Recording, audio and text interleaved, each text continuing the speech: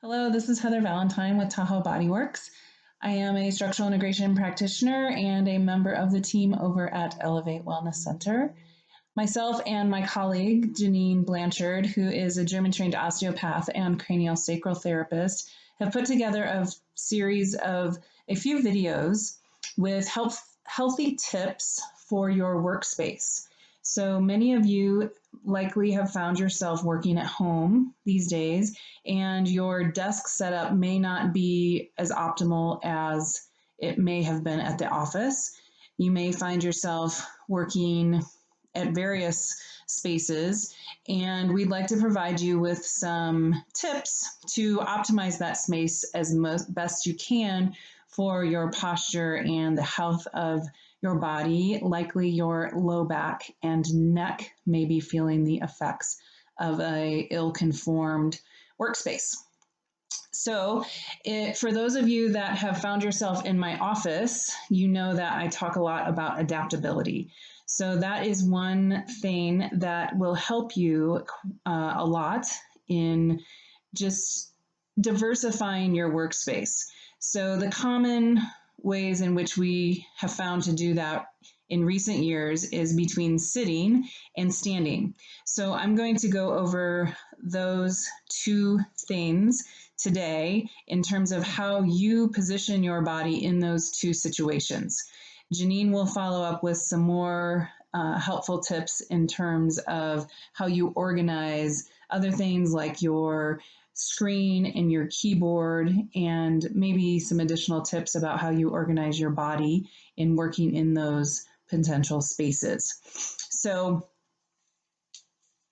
I'm going to go over sitting first. So if you have the ability to use a hard dining room chair, they tend to work quite well because they are firm, which is what you want.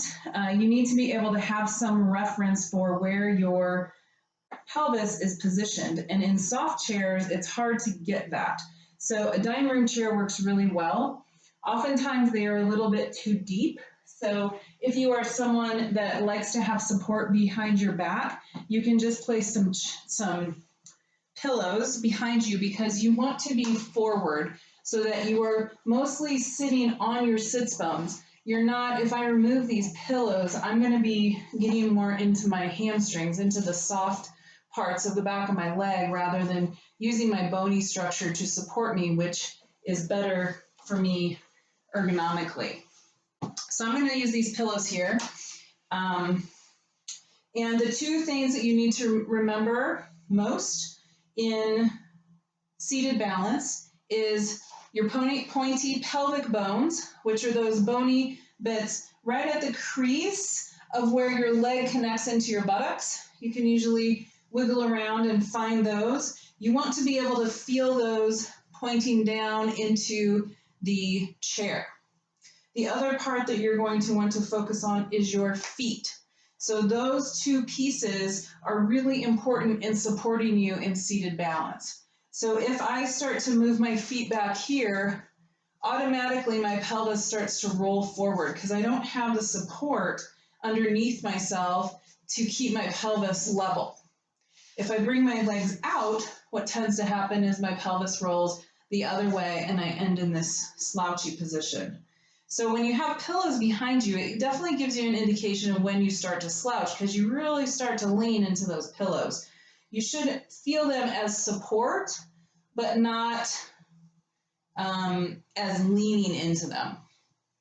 So in terms of your foot position, you really want to have the feet either directly under the knees, the ankles directly under the knees. They can be a little bit in front, but you want to be able to kind of push into your feet. I don't know if you can see that. I can really push into my feet and kind of push myself back there. I want to be able to feel some support in my feet. They are not lazy while I'm sitting. They are doing a little bit of work. It's not super active, but they are working. So feet directly under the knees, if not a little bit in front. And then the pelvis should be, so ideally, moving up the leg, the pelvis is level, if not a little bit above the knees. So you do not want your knees above your hip so that there's more hinge here.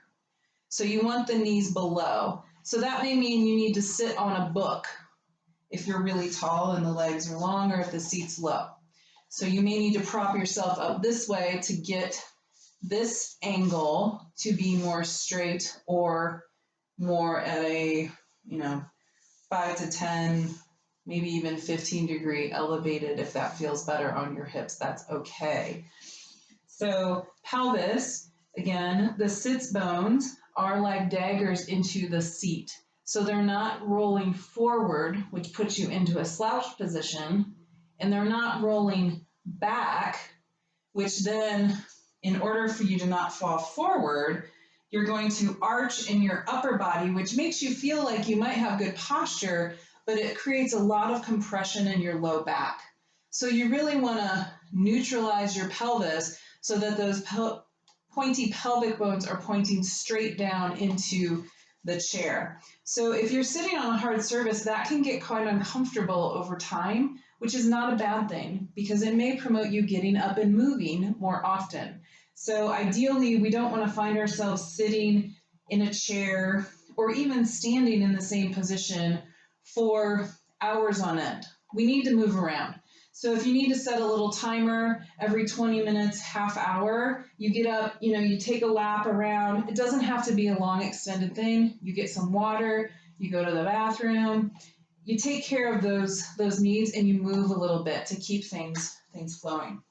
But in terms of when you're sitting, the two things you need to keep in mind, position of your feet directly below your knees, if not a smidge in front, and position of your pelvis in neutral so that the pelvic bones are pointing straight down and not rocked forward and not rocked back. So now moving to standing. So in standing, I need to up this a little bit. You're going to think about, obviously, your feet. So the feet need to be directly under the hips. So you should be able to let your arms fall by your sides. They shouldn't be out. So when the feet are out wider than the pelvis, the back does not have a lot of support. You can see my hand coming down. So all of the gravity that's coming down on my head and down through my spine doesn't have a whole lot of support if my legs are wide. So when I bring my legs together, then I have this medial line of my legs that's providing support for my back. So having the feet hip distance apart and level or even is ideal. You want to have a little bit of bend in the knee, so knees not locked. And then thinking about the weight on your feet. So as I hinge forward, certain things start to grab. I feel my calves start to grab so that I don't fall forward. So if I feel a lot of weight in the balls of my feet, I need to back it up. If I overshoot, then my quads start to grab. My toes are off the ground now, and I have a lot of weight in my heels. That's not ideal either. You want to have equal weight front to back. So you can kind of just hinge at the ankle and find that sweet spot where you have about equal weight front to back. You also want to do that side to side, so not more weight on the right or the left. So oftentimes what we'll do, we're working away, and pretty soon, we have our side that we go to, and we're hanging out on one hip. I'm not using this foot at all. All my weight's going through my left or my right leg, and it's also putting additional pressure on this hip.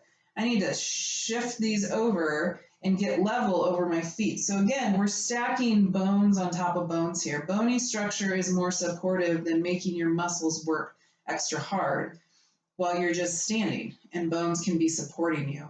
So in seated balance, thinking about your pelvis and your feet. In standing balance, really balancing out the pressure in your feet front to back and left to right. And then mixing it up. If you have the ability to have a laptop and move stations, going from seated to standing several times throughout the day is great for your overall balance in your body. I hope you find these helpful, and we'll see you again soon.